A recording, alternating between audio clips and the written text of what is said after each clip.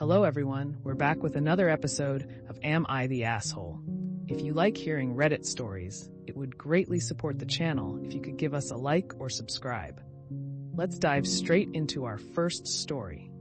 Am I the asshole for refusing to take a photo of my sister to college with me? Before my parents had me, 18 male, they had my sister Emily. Emily was 3 years older than me, and she died when I was a few months old. My parents never recovered. My whole childhood, I was in the shadows of the child they lost. I get that grief does things to people, and that losing a child is the worst loss a parent can suffer. But it was like I didn't exist most of the time. They talked about Emily all the time. Sometimes they could acknowledge she was gone, but more often than not, she was talked about, like she was still around. The most attention I got from my parents is when they force-fed words about how much I loved Emily.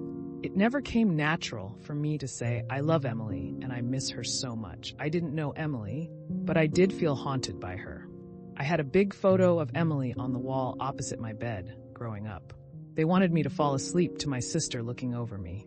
It always felt creepy, but they had photos of her in every room, even the bathroom. I remember trying to take the photo in my room down, and my parents had a hugely explosive reaction. Like I'm talking, they yelled so loud the neighbors came to check on us.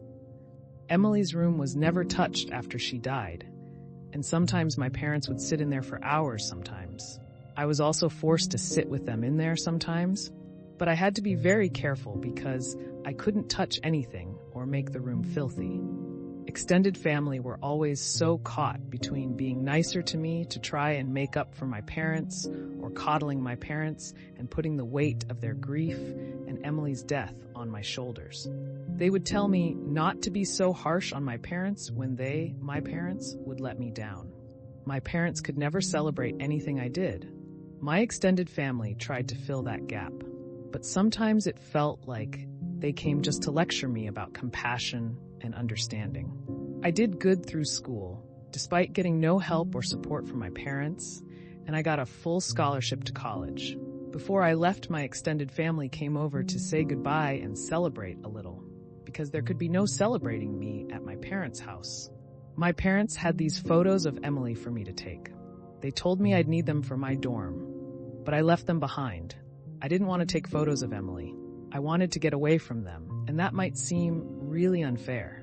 My parents realized the next day, and I got a text from my dad calling me all sorts of names for leaving them behind. Then my extended family said I could have taken one and should, because Emily is still my sister, and I should still try to remember her for my parents' sake, if not mine. Am I the asshole? Not the asshole. 1, your parents need therapy to help them.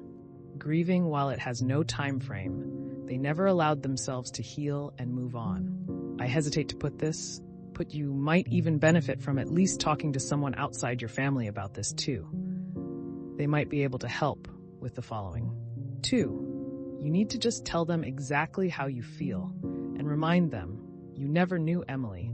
Yes, she will always be your angel sister, but you have no connection to her, and they need to realize that. 3, you also need to tell anyone who says you were wrong where to go and explain exactly why. If they can't respect you as an adult, which you are, for making a decision for yourself and your own mental health, then you don't need them. I can't talk to my parents about it. The reaction when they saw me moving the photo or trying to was bad enough. But if I actually say anything that they feel is too dismissive of Emily, it won't end any better. They are not people I can talk to. We never had a real conversation before. I think this separation will be good for you, OP. Take this opportunity to get to know yourself and what you want, and keep your contact with your parents as limited as you want. Either they'll realize that they were wrong to raise you the way they did, or they won't. But I think you're right that they won't listen to your explanations, at least not now. Your extended family, though, that's another story. Anybody who reaches out to you to try to defend your parents or convince you to keep coddling them should get a full explanation of what it was like to be a child in that house. Be as angry and honest as you want. Don't let your extended family get away with trying to make you into your parents' emotional support child.